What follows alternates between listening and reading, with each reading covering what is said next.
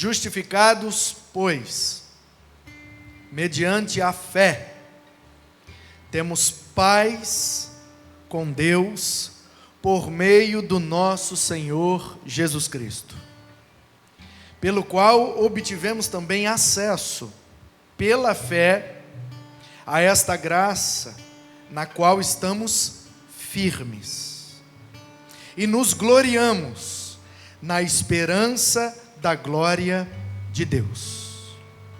E não somente isto, mas também nos gloriamos nas tribulações, sabendo que a tribulação produz perseverança. A perseverança, por sua vez, produz experiência. E a experiência produz esperança. Ora, a esperança não nos deixa decepcionados, porque o amor de Deus é derramado em nossos corações pelo Espírito Santo que nos foi dado. Porque Cristo, quando nós ainda éramos fracos, morreu a seu tempo pelos ímpios. Dificilmente alguém morreria por um justo, embora por uma pessoa boa, alguém talvez tenha coragem de morrer. Mas Deus prova o seu amor para conosco, pelo fato de Cristo ter morrido por nós, quando ainda éramos pecadores. Logo, muito mais agora, sendo justificados pelo seu sangue, seremos por ele salvos da ira. Porque se nós, quando inimigos, fomos reconciliados com Deus mediante a morte do seu Filho, muito mais, estando já reconciliados, seremos salvos pela sua vida. E não apenas isto, mas também nos gloriamos em Deus, por meio de nosso Senhor Jesus Cristo, mediante o qual recebemos agora a reconciliação. Amém. O apóstolo Paulo, escrevendo aos Romanos, nos dá aqui alguns motivos para nos gloriarmos. Ele diz para nos gloriarmos em Jesus, porque mediante a fé que temos em Jesus, isso nos proporciona paz com Deus. Ele diz para nos gloriarmos na esperança da glória de Deus, porque essa esperança, essa expectativa de que um dia teremos um contato pleno com a glória de Deus, é isso que nos mantém. Ele diz também para nos gloriarmos nas tribulações, nos problemas, nas adversidades, porque os problemas, as tribulações, as adversidades, elas nos fazem ficar mais perseverantes, mais resilientes. E essa perseverança vai nos tornando mais experientes, mais vividos, mais robustos. E isso vai aumentando a nossa esperança.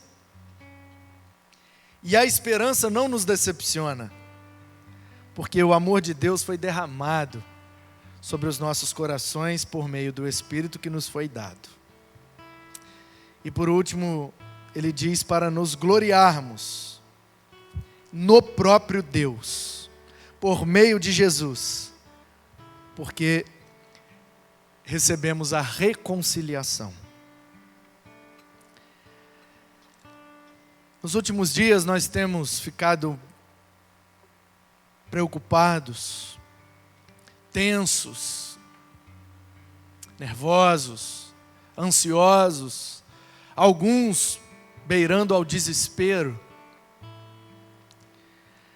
Mas a Bíblia nos dá aqui uma receita de como proceder no dia mau, como prevalecer diante das dificuldades que aparecerão para nós. E o cara que escreveu isso aqui é um cara experimentado no sofrimento. O cara que escreveu isso daqui é um cara que sabe enfrentar adversidades. O cara que escreveu isso daqui é o cara que, por amor a Jesus, se gloriou em Deus, em Cristo e também nas tribulações. Quantas e quantas vezes, ao ler o livro de Atos dos Apóstolos e as 13 cartas de Paulo, nós nos deparamos com a maneira firme, constante e abundante que ele encara as dificuldades. Aliás, foi ele quem deu esse conselho aos Coríntios, no capítulo 15, último versículo. Amados irmãos, sejam firmes, constantes e sempre abundantes na obra do Senhor, porque no Senhor o nosso trabalho não é em vão. E está aqui alguém que tem moral para falar isso, está aqui alguém que tem base, tem experiência, tem vivência para falar sobre esse assunto. O apóstolo Paulo enfrentou tudo, enfrentou todos, e enfrentou todas as adversidades e levou a sua decisão por Cristo até as últimas consequências. Foi preso em Roma e ali foi morto, martirizado pelo império, abrindo mão de tudo, como ele mesmo disse, considerando tudo como esterco para ficar só com Jesus. E olha que ele tinha um currículo invejável. Ele era poliglota, falava vários idiomas. Os principais da sua época falavam hebraico, aramaico por ser judeu, falava latim por ser cidadão romano e falava grego por ter estudado filosofia.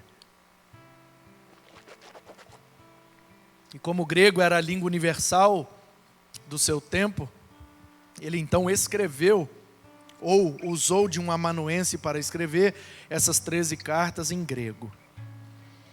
Ele era conhecedor profundo da lei de Moisés. Ele era judeu da tribo de Benjamim.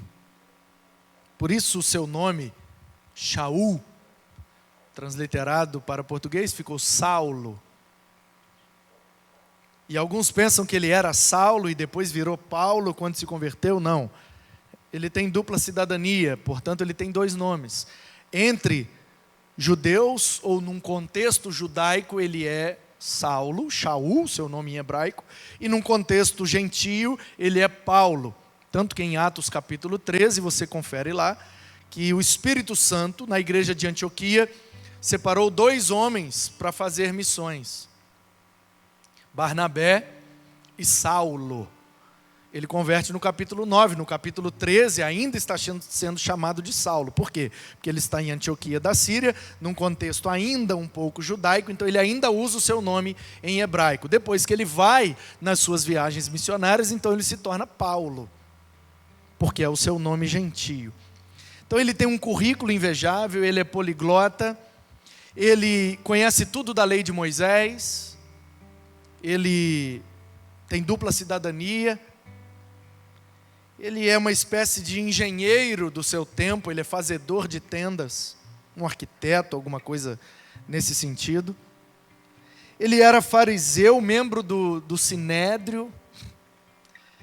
Ele era um cara com um currículo invejável. E aí ele diz, olha, eu peguei todo o meu currículo, peguei tudo que eu aprendi, peguei tudo que eu sabia, e considerei tudo isso como nada, para ficar só com Cristo. E Cristo, para ele, foi suficiente para que ele encarasse todas as adversidades da sua vida. Ele foi perseguido, ele foi apedrejado, ele foi abandonado. Um dos maiores líderes do cristianismo, talvez depois de Jesus, no primeiro século, o maior líder do cristianismo primitivo. E na sua morte ele estava sozinho. Quando ele escreve a Timóteo, ele diz: na minha primeira defesa, ninguém veio ao meu favor. Alguém que deu tudo por amor ao Evangelho. Alguém que disse: em nada considero a minha vida como preciosa, contanto que se cumpra a carreira que está diante de mim, pregar o Evangelho da graça de Deus. Esse homem que nos é precioso, um exemplo de perseverança, morreu sozinho, morreu abandonado. E é esse homem que nos dá esse conselho de como lidar com as adversidades. Esse vírus apareceu para nós como uma grande tribulação. E aqui no sentido literal e não no sentido escatológico da coisa. Não estou dizendo que o coronavírus já é a grande tribulação apocalíptica, escatológica. Não. Tribulação aqui no sentido de problema, de adversidade. Estamos enfrentando uma dificuldade por conta desse vírus. E aí a pergunta é: como é que a gente se comporta? Qual é a maneira correta de um discípulo de Cristo, doutrinado pelos apóstolos? Como que nós devemos nos comportar? Portanto, em primeiro lugar, o texto diz: justificados mediante a fé, temos paz com Deus por meio do nosso Senhor Jesus Cristo. Então, a primeira coisa que nós temos que fazer no dia mau é crer que Jesus Cristo, a fé que nós exercemos nele, isso nos justifica, e isso é o suficiente para estarmos em paz com Deus. Portanto, se você ainda não tomou a sua decisão, ainda não vive na dinâmica da fé no Filho de Deus, se você ainda não se sente justificado e tem paz com Deus, que você possa fazer isso agora. Acreditar no Evangelho, nas boas novas de Jesus. Há esperança, porque estamos justificados mediante a fé que exercemos em Jesus, e isso nos dá paz com Deus. Estamos em paz. Pode tudo dar errado, pode tudo acontecer de ruim, a nossa paz com Deus é intocável, porque ela está em Cristo, e em Cristo ela está segura. E é isso que nos deu acesso pela fé a esta graça, na qual estamos firmes e nos gloriamos na esperança da glória de Deus. Portanto, a primeira coisa que temos que fazer é crer em Jesus, ficarmos firmes nele e olharmos para Cristo e perseverarmos, porque já fomos justificados, já temos paz com Deus, nada nos acusa em nossa consciência. Portanto, podemos, apesar da dificuldade que nos assola, podemos viver em paz, porque Cristo nos pacificou mediante a sua justificação com Deus. E não somente isto. Então, versículo 3, Paulo dá aqui agora mais uma dica, mais um conselho. E não somente isto, ou seja, também nos gloriamos nas tribulações. Porque a tribulação produz perseverança, a perseverança produz experiência, e a experiência produz esperança. Paulo está dizendo: quando vocês passarem por um problema, gloriem-se nesses problemas. Se alegrem. Não alegrar de ficar rindo igual um bobo e coronavírus, não. É uma dificuldade, sim. Estamos preocupados, sim. Estamos nos prevenindo? Sim.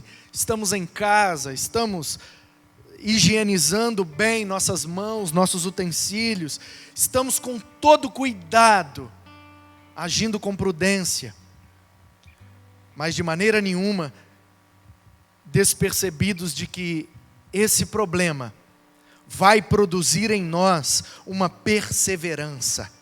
Estamos impedidos de congregar fisicamente. Portanto, essa dificuldade tem nos afastado fisicamente. E aí a grande pergunta é: será que ser igreja é só frequentar esse lugar aqui? Portanto, essa tribulação vai nos fazer mais perseverantes, porque a gente vai ser obrigado a ser igreja em outros lugares e não somente aqui dentro. E essa perseverança vai produzir experiência.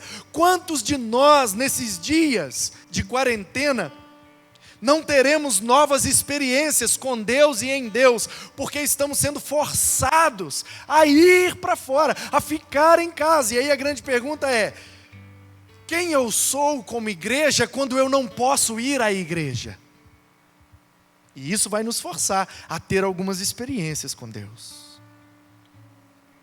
E isso vai produzir esperança. E a esperança não nos deixa decepcionados, porque o amor de Deus já foi derramado em nossos corações, por meio do Espírito Santo que nos foi dado. Portanto, precisamos, em primeiro lugar, firmar a nossa fé em Cristo, justificados por Ele, viver em paz com Deus. Segundo lugar, nos alegrar no problema, sabendo que o problema vem para nos tornar melhores, para nos fazer mais perseverantes, mais experientes e mais esperançosos. E no fim, isso vai cooperar para o nosso bem, como ele repete lá no capítulo 8. Todas as coisas cooperam para o bem daqueles que amam a Deus e foram chamados segundo o seu propósito. Não está dizendo que tudo vai ser bom, está dizendo que tudo vai cooperar para o bem. Às vezes o que é bom não é para o bem, e às vezes o que não é bom é para o bem. Portanto, para o bem do seu povo, Deus nos deu essa tribulação, para que nos tornássemos mais perseverantes, mais experientes e mais esperançosos, porque é no meio do fogo que Ele prova e comprova o seu caráter, para nos tornar mais parecidos com Jesus. A esperança produz um caráter aprovado. Depois de ter sido perseverante, experiente, nós ficamos mais parecidos com Jesus. E esse é o maior bem que pode nos acontecer numa tribulação. E aí por último ele diz que devemos nos gloriar em Deus. Em Deus. No versículo 11 ele diz: e não apenas isto, mas também nos gloriamos em Deus, por meio do nosso Senhor Jesus Cristo, mediante o qual recebemos agora a reconciliação. Portanto, a tese de Paulo aqui é: quando os problemas chegam, nós precisamos colocar a nossa fé em Cristo. Isso nos justifica e nos dá paz com Deus. Depois precisamos olhar para o problema com um olhar de crescimento, de prosperidade. E esse problema traz alguma coisa, traz uma oportunidade junto. Tanto que no vocabulário chinês, eu não sei nada de chinês, mas dizem por aí que no vocabulário chinês a palavra crise é a mesma para a palavra oportunidade. E aí fizeram um slogan um tempo atrás: com crise se cresce. E é exatamente isso que Paulo está dizendo aqui, 1900 e tantos anos atrás. Está dizendo: toda tribulação vem para nós com um pacote de tribulação, mas o que tem dentro é uma oportunidade. Essa tribulação está chegando para nós. É o coronavírus, esse é o pacote. A tribulação é o pacote, mas o que é que tem dentro do pacote? Aí o Paulo está dizendo: dentro do pacote tem uma oportunidade. Dentro da tribulação chamada coronavírus, tem a oportunidade de sermos perseverantes, de sermos experientes e de sermos esperançosos. E é isso que vai fazer sentido, e é isso que vai dar sentido a essa tribulação toda. Então, justificados, tendo paz com Deus, prestando atenção na oportunidade que a tribulação nos traz. E aí Paulo argumenta, porque Cristo, mesmo quando a gente ainda era fraco, Ele morreu por nós. Mesmo quando a gente ainda era pecador, Ele morreu por nós. Mesmo quando a gente só fazia as coisas erradas, Ele se sacrificou por nós. Quanto mais agora que nós já estamos reconciliados com Ele. Por isso que por último no versículo 11 ele diz: também devemos nos gloriar em Deus por meio de Jesus, mediante o qual recebemos a reconciliação. Se estamos justificados, temos paz com Deus. Então olhe para a tribulação como uma oportunidade. E se já estamos reconciliados com Deus, não há tribulação que possa nos tirar das mãos do nosso Deus. Fique firme, seja perseverante, esperançoso. Aproveite as experiências que essa tribulação vai te trazer. Olha quanta oportunidade nós estamos tendo de estudar mais a Bíblia, de nos aproximar mais da nossa família, de voltar à velha e boa prática de termos cultos em nossos lares, de termos momentos de aprendizado, de crescimento, de oração. Olha quantas oportunidades vêm dentro desse pacote de tribulação. Portanto, não foque na tribulação, mas foque nas oportunidades que Deus está nos dando, justificados em Cristo, tendo paz com Ele, de nos tornarmos cada vez mais perseverantes, experientes e esperançosos. Gloriemo-nos nas tribulações, pois elas são o método de Deus para nos tornar mais parecidos com Jesus. Esse vírus e essa quarentena não se comparam com o que Cristo sofreu por nós. Esse vírus e essa quarentena não se comparam com as tribulações que o apóstolo Paulo enfrentou. Portanto, olhando para Cristo, com o exemplo do apóstolo, nós vamos perseverar. Nós vamos encher o nosso coração de esperança, de que em breve tudo isso passará.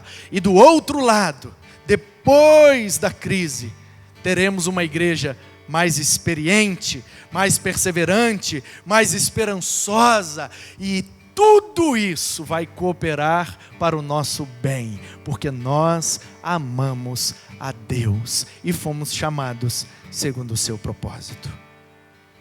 Quem nos separará do amor de Cristo? Quem nos separará? Deixa eu ler para você. E o pastor Eduardo Júnior, estou botando ele na fogueira aqui direto, mas está sendo testado. Deixa eu ler para você o que Paulo diz no capítulo 8.